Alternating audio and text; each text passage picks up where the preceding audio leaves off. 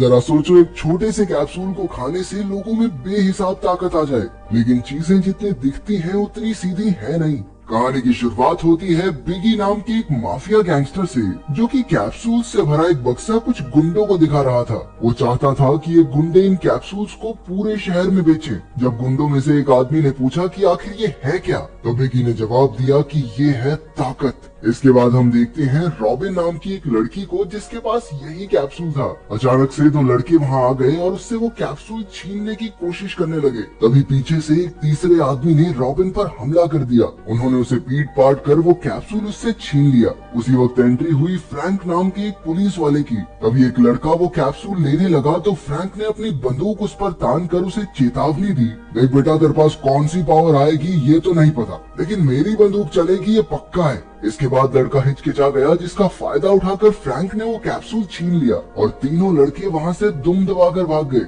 दरअसल फ्रैंक पहले से ही रॉबिन को जानता था और अक्सर उससे ये गोलियां खरीदा करता था, क्योंकि जब गुंडों के पास ताकत है तो पुलिस वालों के पास क्यों ना हो। इसके बाद हम देखते हैं आर्ट नाम के एक आदमी को, जो हाथ में बंदूक लिए किसी का दरवाजा खटखटा रहा था। जब न्यूट नाम के गुंडे ने बंदूक तान कर दरवाजा खोला तो आर्ट ने उससे कहा कि जाओ अपने बॉस को बता दो कि मेजर आया है। जैसे ही न्यूट कॉल करने गया तो आर्ट दरवाजा तोड़कर अंदर घुस आया। उस घर की हालत काफी बुरी थी और जगह जगह पर छेद थे। थोड़ी देर बाद वो न्यूट तक पहुंच गया और दोनों में हाथापाई शुरू हो गई। न्यूट फटाफट बाथरूम में छिप गया और बाहर उसका फोन बजने लगा, जिसे आर्ट ने उठा लिया। अंदर न्यूट ने एक ताकत वाला कैप्सूल निकाला और उसे निगल गया।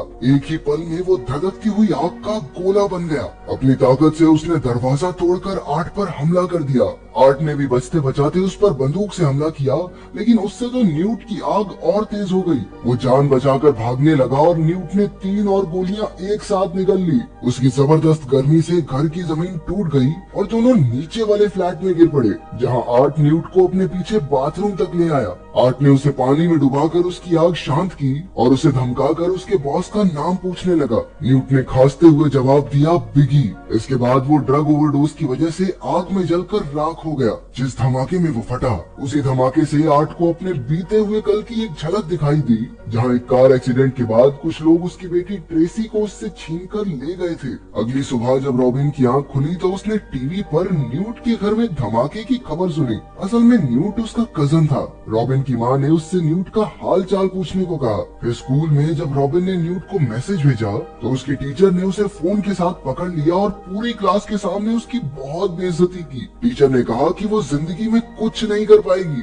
उधर आर्ट के पास न्यूट का फोन था, इसलिए वो रॉबिन से न्यूट बनकर बात करने लगा। उसने रॉबिन को मिलने के लिए भी बुला लिया। दूसरी ओर फ्रैंक एक बैंक में चोरी की जांच कर रहा था, लेकिन पता चला कि वो चोर किसी को भी दिखाई नहीं देता। आखिरकार फ्रैंक ने गोली अपने मुंह में डाली और 5 मिनट का टाइमर लगाकर अंदर घुस गया। चोर वहीं मौजूद था और उसने भी गोली ले रखी थी। गोली की शक्ति से वो जिस भी चीज के पास खड़ा होता उसका रंग बिल्कुल वैसा ही हो जाता, ताकि कोई भी उसे देख न सके। उसने फ्रैंक पर हमला किया और बैंक से भाग निकला। फ्रैंक भी उसका पीछा कर रहा था और वो चोर एक बस में चढ़ गया, लेकिन पैसों के बैग को खोलते ही अचानक उस पर गुलाबी रंग उड़ गया और अब उसके शरीर का आकार गुलाबी रंग में दिखाई दे रहा था। अब फ्रैंक के लिए उसे पकड़ना आसान था, लेकिन अचानक चोर ने उसके सर पर गोली मार दी। लेकिन जो गोली फ्रैंक ने खाई थी उसने उसे बुलेट प्रूफ बना दिया था। उस पर गोली का कोई असर नहीं हुआ और उसने उठकर चुटकियों में चोर की घंटी बजा दी। पुलिस स्टेशन में जब उसके सीनियर ऑफिसर ने पूछा, हाँ भैया, गोली तेरे सर पे लग के चपटी कैसे होगी?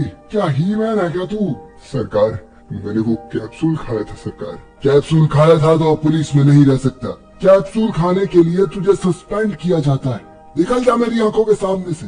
फ्रैंक ने अपने सीनियर ऑफिसर को समझाया कि वो शहर की रक्षा के लिए ही ये सब करता है। आखिरकार उसके बॉस ने उसे आर्ट की फोटो दिखाकर कहा कि अगर वो इस कैप्सूल के पीछे के माफिया को पकड़ लेगा तो उसे उसकी नौकरी वापस मिल सकती है। उधर रॉबिन न्यूट से मिलने पहुंची, लेकिन आर्ट समझ गया कि रॉबिन भी न्यूट की साथी है। जब रॉबिन को उसका कजन वहां नहीं दिखा तो वो घर लौटने लगी, लेकिन रास्ते में ही आर्ट ने उस पर हमला करके उसे बंदी बना लिया। आर्ट ने रॉबिन को तस्वीर दिखाकर पूछा कि क्या यही बिगी है, लेकिन रॉबिन तो सच में कुछ नहीं जानती थी। बिगी तो अपने अड्डे पर अपनी बॉस गार्डनर के साथ एक नई और बड़ी डील की तैयारी कर रहा था। वहीं आर्ट ने रॉबिन से बिगी के एक आदमी को कॉल करवाया आदमी ने उसे एक दुकान पर जाकर एलिगेटर वाइन मांगने को कहा। रॉबिन ने वैसा ही किया और उसके बाद उसे एक खुफिया कमरे में ले जाया गया, जहाँ रॉबिन ने गैंग के आदमी को बताया कि आर्ट ने न्यूट का खून कर दिया है। उस आदमी ने एक कैप्सूल खाया और अपने साथियों के साथ आर्ट पर हमला करने चला गया। उनके बीच जबरदस्त लड़ाई शुरू हो गई।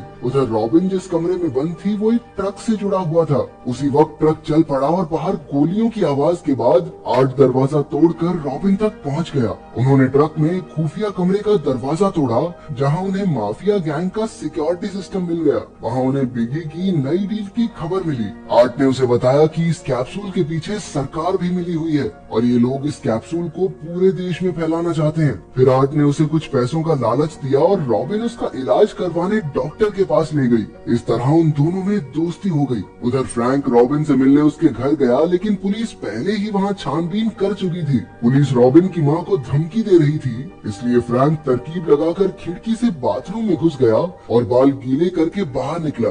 उसने झूठ कह दिया कि ये घर उसका है। उसने किस करने के बहाने चुपके से रॉबिन की माँ के कान में कहा, रॉबिन ने मुझे भेजा है, मैं जो भी कहूँ बस हाँ में हाँ मिला देना। पुलिस वालों के वहाँ जाने से पहले ही उसने पुलिस ट्रक में ट्रैकर लगा दिया, क्योंकि वो जानता था कि सरकार भी इसमें मिली हुई है। फिर फ्रैंक ट्रक का पीछा करने लगा और आर्ट रॉबिन के साथ बिगी के अड्डे की ओर निकल पड़ा। रास्ते में आर्ट ने बताया कि असल में वो मिलिट्री में हुआ करता था और सरकार ने फौजियों पर इस शक्तिशाली ड्रग के एक्सपेरिमेंट्स किए, जिससे कि उसके डीएनए पर भी इस कैप्सूल का असर हुआ। फिर जब उसकी बेटी ट्रेसी पैदा हुई तो उसके पास जन्म से ही शक्तियाँ आ गई थी, इसलिए सरकार ने उससे उसकी बेटी को छीन लिया। आर्ट का मकसद सिर्फ अपनी बेटी को छुड़ाना है। फिर दोनों बिगी के अड्डे पर पहुंचे और आर्ट उसके आदमियों को चकमा देकर अंदर मीटिंग तक पहुंच गया। बिगी ने कैप्सूल की सच्चाई बताते हुए कहा कि अगर कोई भी इंसान इसे लेगा तो उसके अंदर कई जानवरों के डीएनए से निकाली हुई तरह तरह की शक्तियां आ जाएंगी। इसके बाद एक औरत को कैप्सूल देकर एक कांच के डिब्बे में बंद कर दिया गया। ड्रग की वजह से उसमें बर्फीली शक्तियां आ गई। फिर धीरे धीरे डिब्बे के तापमान को 500 डिग्री तक बढ़ा दिया गया, लेकिन औरत को कुछ महसूस ही नहीं हुआ। वहीं फ्रैंक रॉबिन को बिगी के अड्डे के बाहर देखकर हैरान हो गया। उसे अब भी लग रहा था कि आर्ट ही बिगी है, लेकिन रॉबिन सच्चाई जानती थी। अंदर आर्ट ने अचानक बिगी के सर पर बंदूक तान दी और एक लड़की मरे हुए गार्ड को देखकर चिल्लाने लगी, जिससे चारों ओर अफरा तफरी मच गई। सबने अपनी बंदूकें निकाल ली, लेकिन बिगी अब भी आर्ट के कब्जे में था। बिगी के एक आदमी ने ताकत की गोली निगल ली, लेकिन उसी वक्त उसकी मौत हो गई। बाहर सारे गुंडे बदमाश आपस में लड़कर मारे गए और अब सिर्फ आर्ट और बिगी ही जिंदा बचे थे। उसी वक्त फ्रैंक ने एंट्री लेकर आर्ट पर हमला कर दिया। इस मौके का फायदा उठाकर बिगी ने भी एक कैप्सूल निगल लिया और देखते ही देखते वो एक वहशी दरिंदे में बदल गया। ये देखकर आर्ट और फ्रैंक ने हाथ मिला लिया और आर्ट ने चारों तरफ मौजूद गैस टैंक्स खोल दिए। वहीं फ्रैंक ने थोड़े कैप्सूल्स चुरा लिए और दोनों बाहर आ गए। फिर फ्रैंक ने बंदूक से फायर किया, जिससे पूरे अड्डे में जबरदस्त धमाका हो गया और बिगी के तो चीथड़े उड़ गए। इसके बाद फ्रैंक और आर्ट ने रॉबिन को घर भेज दिया। फ्रैंक को अब भी आर्ट पर शक था, इसलिए वो उसे पुलिस स्टेशन ले जाने लगा, लेकिन आर्ट ने उसे बताया कि सबके सब मिले हुए हैं और अगर वो उसे पुलिस स्टेशन ले गया तो वो दोनों को पकड़ लेंगे, क्योंकि सरकार नहीं चाहती कि किसी भी तरीके से ये कैप्सूल सड़कों से खत्म हो जाए। सरकार इस कैप्सूल को आम इंसानों पर टेस्ट करके दुनिया पर कब्जा करना चाहती है। जब फ्रैंक को असलियत समझ आई तो उसने आर्ट से हाथ मिला लिया। कुछ देर बाद पुलिस ने उनकी गाड़ी को घेर लिया, लेकिन फ्रैंक तो जा चुका था।